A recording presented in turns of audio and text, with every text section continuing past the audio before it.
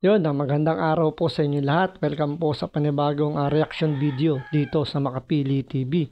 Ngayon ito ang pagkikwentuhan po natin itong pagdepensa ni Pangulong Duterte sa Pogo nung panahon niya. So dito ipiniliwanag ni Pangulong Duterte kung bakit ba pinayagan niya yung Pogo nung mga time na, alam niyo yung pandemic. So alam naman natin na dumanas ang buong mundo ng pandemic, so huminto talaga yung buhay ng mga Pilipino, huminto ang ekonomiya ng maraming bansa. So yun yung mga naging o yung Pogo, yung isa sa mga naging paraan ni Pangulong Duterte na kahit paano may survive niya yung Pilipinas doon sa dumang pandemya. So bago ang lahat, bago natin simulan yung topic na yan, kung hindi ka pa nakasubscribe sa Makapili TV, pakipindot naman yung subscribe button at the same time, palike na rin ng video. Wala naman pong bayad dyan, kaya pindot na. So ito, panoorin po natin tong balitang to kung paano dinipensahan ni Pangulong Duterte itong Pogo. Kasi pumayag ako dahil kailangan natin ng pera. Marami tayong mga nagsugugan, hingi ng tulong, makakatulong. Malaki o mano ang nakukuhang revenue o kita ng Pilipinas mula sa buwis ng Philippine Offshore Gaming Operations o POGO. Sa isang press conference sa Tacloban City kahapon, sinabi ni dating Pangulong Rodrigo Duterte na malaki ang naitulong nito sa gobyerno. Noong 2021, pinirmahan ni former President Duterte ang Republic Act 11590 para patawan ng mas malaking tax ang POGO at ma-regulate ang illegal gambling operations sa bansa. Ang buwis na nakokolekta mula sa POGO ay inilaan sa Universal Healthcare Act, health facilities at budget para sa programa ng National Economic and Development Authority o NEDA. Batay sa ulat ng Department of Finance, 8.8 billion pesos ang nakolektang buwis ng Bureau of Internal Revenue sa POGO noong 2022.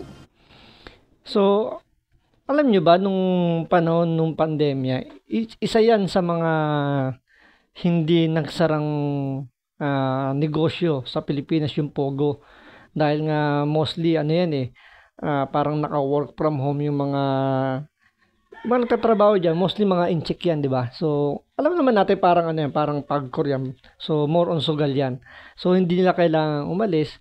Pero, yun nga, eto lang kasi balikan natin yan. Nung panahon ni Pangulong Duterte, meron ba kayo nabalitaan na naging issue yung Pogo? Diba? Wala. So, malaki yung naging pakinabang ng gobyerno natin ni Pangulong Duterte dyan sa Pogo na yan dahil most of mga revenue nakuha natin, sabi nga dito sa balita, is malaki. Nasa 8 billion yung nakukuha niyang revenue dyan sa Pogo na yan. So, yun yung ginamit na pondo natin para sa ponduan yung universal healthcare natin dahil nga, 'di ba, kailangan nga ng maraming pondo dahil andyan yung magbabayad ka ng mga vaccine, ng mga ayuda, 'di ba, maraming mga talagang kailangan tulungan, andyan pa yung mga nasunugan. So isa sa mga nagsalba sa gobyerno natin, hindi lang naman sa administrasyon ni Pangulong Duterte, sa gobyerno, 'di ba? Yung Pogo. Dahil nga continuous yung trabaho nila, so nakakapag-generate sila ng income para sa Pilipinas at yun yung pinantutustos natin. Pumangit lang naman yung Pogo sa panahon ngayon ni Pangulong Marcos dahil nga naabuso. Andyan na yung lumuwag yung sobrang luwag na pagpasok dito ng mga incheck. Andyan yung nagkaroon sila ng tawag dito electronic visa, yung e-visa. So, hindi nila kailangang pumila. So, online pwede silang mag-apply. Ganong kabilis.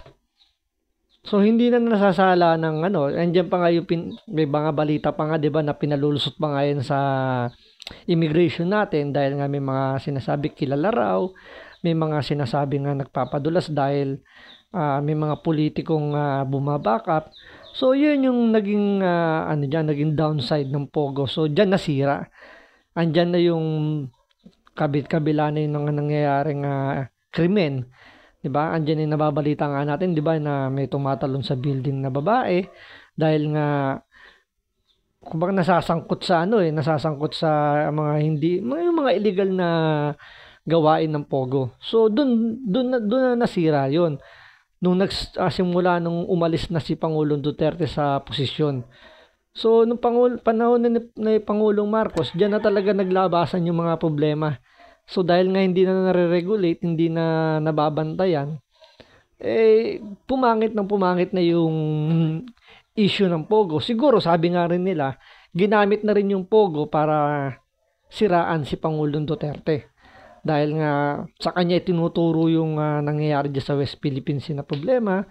Tapos isisisi na naman sa kanya yung mga nangyayari dito sa Pogo dahil nga sa kanya nagsimula yung Pogo Pero nung panahon ni Pangulong Duterte, gaya na sinabi ko sa inyo, parang walang naging balita na umabuso or nagkaroon ng issue yung Pogo. Dahil nga strict implementation yung ginawa ni Pangulong Duterte, bantay sarado yung Pogo na yan, wala naman naging problema. Ngayon lang tagan sa panahon ni Pangulong Marcos dahil nga yun yung ginagamit nilang propaganda para kay Pangulong Duterte na sinasabi pro-China. Ngayon sinasabi nila ang protector daw si Pangulong Duterte. Alam nyo, siya daw yung protector ng Pogo dahil nga maka-China siya. Pero hindi nila naiintindihan na kumbaga ano ba yung naging purpose ni Pangulong Duterte. So yun na nga, sinabi nga ni Pangulong Duterte na malaki naging tulong sa atin ng Pogo noong mga panahong dumaan tayo sa pandemya. Halos lahat ng income ng gobyerno natin diyan nang gagaling. Dahil hindi naman tayo mayamang bansa. Ano naman natin yan? Hindi naman hindi naman kumbaga open secret na yan na talagang mahirap na bansa ang Pilipinas. So kumbaga naging lang si Pangulong Duterte, naging creative lang siya masyado na ginamit niya yung galing niya na pagkakitaan. Kahit nasabihin nating illegal yan sa China, ginamit niya yung para maging kumbaga makatayo pa rin yung Pilipinas habang dumadaan tayo sa pandemya. So marami naman sa atin dito nakatanggap ng mga ayuda. So hindi natin may alis yun na kung hindi dahil dun sa Pogo, hindi, kumbaga, baka hindi ganito nangyayari sa Pilipinas na katapano, nakakasurvive na. Baka hanggang ngayon siguro, nakalugmok pa rin tayo kung hindi ginamit ni Pangulong Duterte yung Pogo. So, nangyayari lang talaga is pumangit lang. Itong pagpasok ni Pangulong Marcos, doon lang pumangit yung Pogo. Mas mataas kumpara sa 3.91 billion pesos tax earning noong 2021. Ayon pa sa dating Pangulo, legal ang Pogo sa bansa at nagiging kurap lamang dahil sa pangihimasok o pagkikialam ng mga pulis at politiko. Ako, Pogo, basta alagaan lang, legal talaga yan. It's intended to be legal and proper. Pagka pumasok na dyan, nandyan na yung corruption, police, pati politiko, sira talaga ang tumada. Pagka pumasok na, tapos nandyan na yung mga politiko, pati mga polis, wala. Diba? Totoo naman sinabi ni Pangulong Duterte dito. Pansinin nyo sa mga highway na lang, diba? May mga hagad dyan na may mga nabalita pa nga, 'di ba, mga pulis ang nagiging escort pa nitong mga Chinese national. So, andun na yung corruption. Andiyan na yung napabayaan na. 'Di ba? Hindi na nabantayan. 'Yun yung pinupunto ni Pangulong Duterte. Legal ang Pogo. Dumami lang yung mga illegal na Pogo dahil nga pinabayaan ng gobyerno natin, hindi na nabantayan. Ngayon, pati yung mga legal na Pogo nasisilip na o nasisira na dahil nga sa ginagawa ng mga illegal na Pogo. Kuwan ba ninyo? Yun yung punto ni Pangulong Duterte na pabayaan ng gobyernong ito yung paghawak sa mga Pogo dahil nga andyan yung mga bumubulong-bulong, andyan yung mga corrupt official natin, pati yung mga pulis natin o may escort pa sa mga Chinese national na galit sa mga in-check dun sa West Philippine Sea, pero dito nag-e-escort ng Chinese. Pinapayagan ng mga opisyal nila. Diba? Nung panahon ni Pangulong Duterte, walang ganyan. Walang nag-e-escort sa mga Chinese national na yan. Nagkaroon lang nung pagkatapos si Pangulong Duterte. Dahil alam nila, yung presidente natin nakaupo ngayon, walang matibay na direktiba At hinahayaan lang yung kanyang mga cabinet secretary, yung kanyang mga opisyal na dumiskarte ng sarili nila. Kaya nangyayari, nakakapasok yung mga korupsyon na yan, yung mga yung pagbibigay ng mga protection dyan sa mga Chinese national, pagpapasok ng mga illegal na pogo, so binabakapan. Kasi nung Pangulo Duterte, tuwing may, siya, di ba, talk to the people, ina-announce niya rin kung sino-sino yung mga nasasangkot sa korupsyon. So, sinisibak niya kagad. Ngayon, di ba, wala kang marinig ngayon na update sa mga cabinet meeting ni Pangulong Marcos. So, walang alam yung Pilipino kung anong nangyari sa napag-uusapan nila. So, sila lang nag-uusap-usap. Hindi kagaya ng kay Pangulong Duterte, every week meron silang cabinet meeting at marami nakakapanood. At naririnig kung ano yung napag-uusapan nila. At ina-announce kung sino-sino yung mga nasasangkot sa korupsyon. Kayang birit na yan. Nilinaw naman ni Duterte ang larawang magkasama sila ni Bamban Tarlac Mayor Alice Go sa kanyang bahay. Ayon kay Duterte, nagsagawa umano noon ng lakbay-aral si Go kasama ang ilang mayor at councilors. So I do not deny that she was there because Ito pa isang pinalulutang ni Hontiveros na sinasabi nga nila protector daw tong si Pangulong Duterte ng Pogo dahil doon sa picture na yun. Nakasama niya si Bamban Mayor Guo. Pero naaalala niyo yung nakarang balita na naglabas din ng picture na kasama ni President Bongbong Marcos itong si Bamban Mayor Guo. Pero ang sabi nila, wala naman daw issue yung sa kumbaga nagpa-picture lang dahil nga kandidato ng pagka-mayor si Guo, tumatakbo rin presidente si Marcos, so wala naman daw ibig sabihin yon. Pero pagdating kay Pangulong Duterte, may ibig sabihin na. So nakikita nyo, double standard yung ginagawa nila na dahil ayaw nila kay Pangulong Duterte, yun lang ang bibigyan nila ng malisya. Walang pinagkaiba yan doon sa nilabas dating balita na mga picture na sinasabi nila yung drug lord daw katabi ni Pangulong Duterte na nagpa-picture, so magkaibigan daw yung dalawa.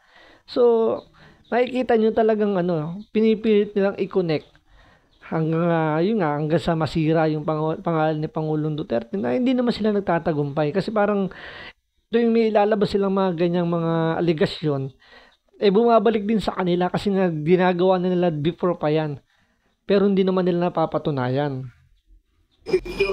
So, what more? Hindi naman ako nadupunta ng Pampanga. Hindi ko alam yung Pogo. I do not even know what that is all about. Samantala, wala na umanong balak tumakbo pa ang dating Pangulo. Ayon sa kanya, matanda na siya para rito at ipinauubayan na lang niya sa Diyos ang kanyang kapalaran. Nawala ang gainday. Jamming ka niya na gusto. Wala na, pag malabag yung tanong. Tanda na. Kana mo'y matubak na to o mukonsulta ta. Ito kasi sinasabi kasi ni 'di ba naglabas ng statement si Vice President Sara Duterte na tatakbo nga raw sa Senado itong si Pangulong Duterte. So tatlong Duterte yung tatakbo sa Senado. So ngayon dito i-deny na ni Pangulong Duterte na tatakbo siya sa pagiging presidente. So dito lang ang pinakaano rito, alam niyo naman si Pangulong Duterte mind game ang ginagamit niyan. So, it's either totoo yung sinasabi niya or hindi. Pwedeng pinaglalaruan niya lang yung mga kalaban niya, pwedeng hindi. So, kumbaga, hanggat hindi pa dumarating yung pagpapile ng certificate of candidacy nila, so pwedeng pwedeng totoo yung sinasabi ni Vice President Sara Duterte na tumakbo bilang senator itong si Pangulong Duterte. So dito parang ginugulo ng mga Duterte yung mga kalaban nila para mawindang sila, makaning sila, mabangag sila na hindi nila mabasa kung ano yung maging diskarte ng mga Duterte pagdating sa eleksyon. Diyan magaling yung mga di ba? Nung tandaan na alalahanin nyo nung nakarang presidential election na sinabi ni Pangulong Duterte na hindi siya tatakbong presidente. Pero last minute, bigla siya nag-substitute para maging presidente. So, 'di ba? Doon yun yung pinaka-umpisa kasi ng ano yun yung naging yun yung magandang discarding ginawa ni Pangulong Duterte. So, kumbaga sa sugal, hindi niya agad nilalabas yung mga alas niya. Andiyan yung pinapakita niya lang yung barahan niya na kumbaga yun lang yung pambluff lang sa mga kalaban niya sa politika para hindi mabasa kung ano yung magiging diskarte niya. So, ilalabas niya lang yung alas niya kapag kailangan na. Kapag bulagaan na. Kaya nga 'di ba pinagbawal na nga ng COMELEC yung mga last minute substitution dahil nga naabuso daw. Pero yung kasi yung ginawit na diskarte ni Pangulong Duterte na nag-substitute siya siguro right after siguro nang malapit na matapos yung deadline. So doon kumbaga yun nakuwang diskarte ng ibang mga politiko ngayon. So ganito yung ginagawa ngayon dito ni Pangulong Duterte. So parang ginugulo niya muna yung magiging takbo ng politika, yung magiging mga tatakbo sa Senado. So parang dito titingnan niya muna sino-sino ba yung mga pwedeng tumakbo sa pagiging senador kung makita siguro niya na mukhang karamihan sa mga tatakbo parang mga house show lang, yung mga sabihin natin hindi niya tipo, kumbaga walang gagawin hindi maganda sa bansa natin, baka mapilitan siyang tumakbo kahit sabihin niyang matanda na siya, ayaw niya nang tumakbo, pwede pa siyang mapilitan. Depende yun sa mga titingnan niya siguro yung pinaka-line up ng mga tatakbong senador. Pag nakita niya okay naman, baka hindi niya nga siya tumaloy sa pagiging senador. Pero kung makikita naman niya ng na marami sa mga tatakbo mga sablay, mapipilitan siya. Para pamunuan uli yung Senado, para labanan o hindi naman labanan, siguro para katapano, 'di ba? Wala kasing walang oposisyon na humaharang sa mga political agenda ng Presidente Marcos ngayon Kung ano yung gustong mangyari ni Marcos, sunod-sunuran lang 'tong mga Kongreso natin, yung Senado natin. So, yan yung nagiging kumbaga yan yung nagiging reason ni Pangulong Duterte bakit siya nagsasabing tatakbo siyang siguro yun yung reason ng mga Duterte, particular dito kay Vice President Sara Duterte, kaya niya nasasabi na tatakbong sa senador itong si Pangulong Duterte dahil nga yun nga na walang lumalabas na oposisyon para tutulan yung mga political agenda ni Marcos. So antayin natin kung ano yung talagang magiging final na sagot o magiging aksyon ng mga Duterte kung talagang tutuloy itong si Pangulong Duterte sa pagiging senador. Pero yung dalawa, si Pulong at si Baste, wala pang nilalabas na statement kung talagang tatakbo sila o hindi. Pero doon muna tayo sa nilabas na statement ni BP Sara na tatakbo sa pagiging senador itong mga Duterte.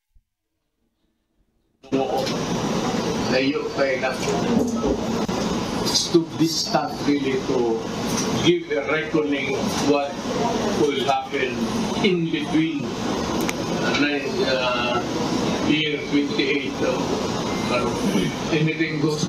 Tingnan nyo, anything goes na, hindi tayo makakapagsalita niyan, Diyos lang nakakaalam. So ibig sabihin, may posibilidad pa rin na talagang totoo yung binigay na statement ni BP Sara na tatakbo itong si Pangulong Duterte sa pagiging senador.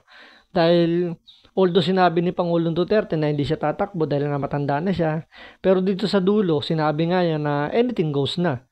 And hindi siya makakapagsalita dahil Diyos lang daw nakakaalam. So yun nga, gaya na sinabi ko sa inyo, siguro babasahin niya muna yung takbo ng mga tatakbong kumbaga yung line up ba ng mga partido, kung sino sila mga tatakbong senador. Ngayon, kung mararamdaman niya na medyo dihado dahil nga tatakbo pa uli sa pagiging senador yung mga dilawan at may mga pambato rin naman si Marcos na magiging senador. So titingnan niya kung magiging dihado ba yung partido niya or magiging dihado ba yung mga Pilipino sa mga tumatakbong senador, mapipilitan siya na bumalik sa politika, maging senador, And yun nga, magiging target dyan, pag sakasakaling manalo nga si Diyan, pwede siyang maging Senate President. At pwede nang patalsikin yung presidente. Hindi naman siguro niya gagawin patalsikin yung presidente. Maging parang opposition din na hindi naman masyadong, oo lang ng oo sa mga political agenda. Kailangan din kumbaga, masuri muna ng maayos yung mga plano ni Bongbong Marcos, yung mga polisiyang gusto niyang gawin, masuri muna. Hindi yung oo lang ng oo. 'Di ba? Tandaan niyo yung lagi ko sinasabi, yung Maharlika Fund na yan. Pero inyo nakalusot ng ganong kabilis sa Kongreso, sa Senado, na hindi mo lang inabot ng 1 taon para pag-isipan. Yung investment fund na yan. Bilyon ang ilalabas na pera ng gobyerno para lang i-invest sa ibang bansa na walang kasiguruduhan kung yan ikikita.